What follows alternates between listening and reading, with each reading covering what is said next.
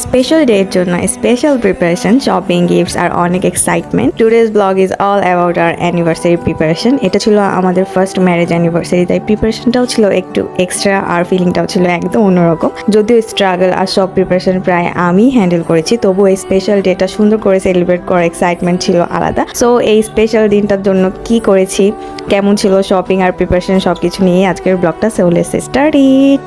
আসসালামু আলাইকুম everyone, welcome to my another late blog. Intro, title and thumbnail দেখে তো বুঝে গিয়েছেন এটা হচ্ছে আমাদের ফার্স্ট ম্যারেজ অ্যানিভার্সারির shopping and preparation blog.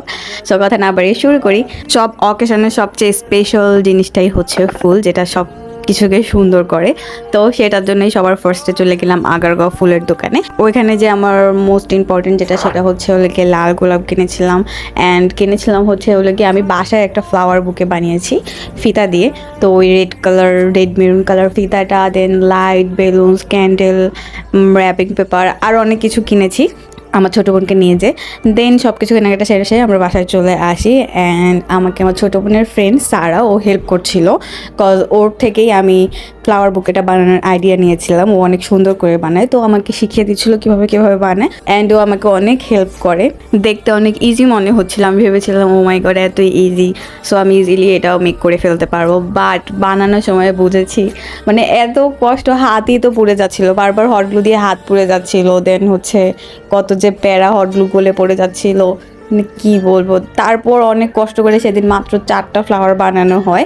And আমার অ্যানিভার্সারির দিন আমি সকাল সকাল ঘুম থেকে উঠে সব কিছু রেডি করে দেন আমি ফ্লাওয়ার বুকে বানাতে আবার হচ্ছে সারাদের বাসায় যাই।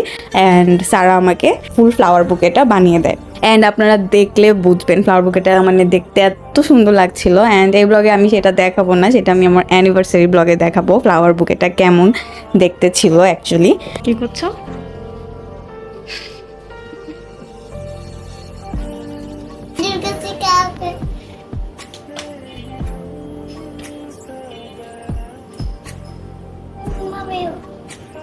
ঘুমাবে? ঘুম পাড়িয়ে দাও।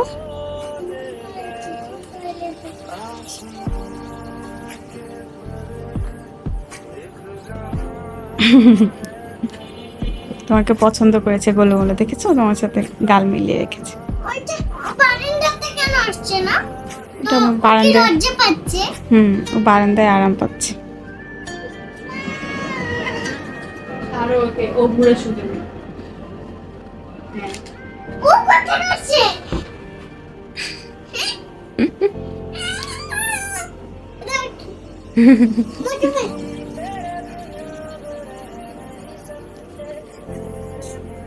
অ্যানিভার্সারিতে আম্মু হচ্ছে আমাদেরকে কাপল পাঞ্জাবি শাড়ি দিয়েছিল। আমার ইচ্ছা ছিল আমার অ্যানিভার্সারি মানে ফার্স্ট অ্যানিভার্সারিতে আমরা রেড কালার পরবো ফুল, তো আম্মু হচ্ছে গিয়ে অনলাইন থেকে আমাদেরকে কাপল সেট দিয়েছিল। অ্যান্ড আপু হচ্ছে আমাকে অ্যানিভার্সারিতে দিয়েছিল মেরুন রেড কালার একটা নেকলেস। আপু অ্যান্ড আম্মু হচ্ছে আমাকে কী দিয়েছিল ওটা তো আমি আপনাদেরকে দেখালামই এই মিনি ব্লগে।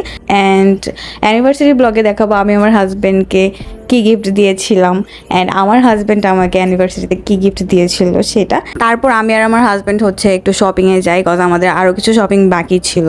তো ওই দিন রাস্তায় হচ্ছে হলি কি এত সুন্দরভাবে লাইটিং করা ছিল, কজ তখন ছিল ঈদে মিলাদুন্নবী। আপনারা তো জানেনই আমি কতটা লেট করে ব্লগ ছাড়ি, আমাদের আরেকটা অ্যানিভার্সারি চলে আসছে আর এখন আমি অ্যানিভার্সারি শপিং অ্যান্ড প্রিপারেশনের ব্লগ আপলোড করছি। তো তখন ঈদে মিলাদুন্নবী উপলক্ষে হচ্ছে সব রাস্তায় এত সুন্দরভাবে লাইটিং করা ছিল, আমি জাস্ট মানে আপনাদেরকে সব দেখাইনি, আমি পুরাটা রাস্তার ভিডিও করেছি।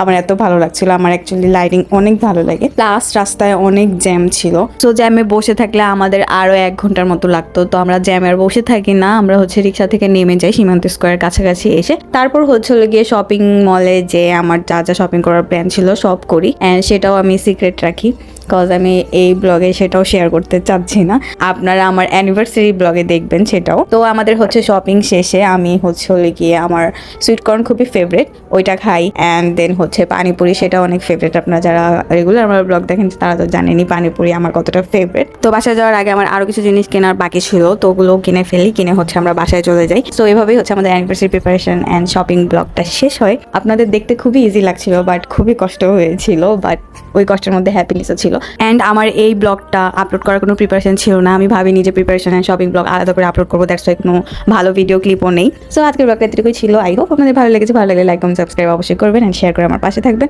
আর যারা আমার ফেসবুক পেজ থেকে দেখছেন তারা আমার ফেসবুক পেজ ফলো করবেন। সো আজকের জন্য এতটুকুই। আসসালামু আলাইকুম এভরিওয়ান, আল্লাহ হাফেজ।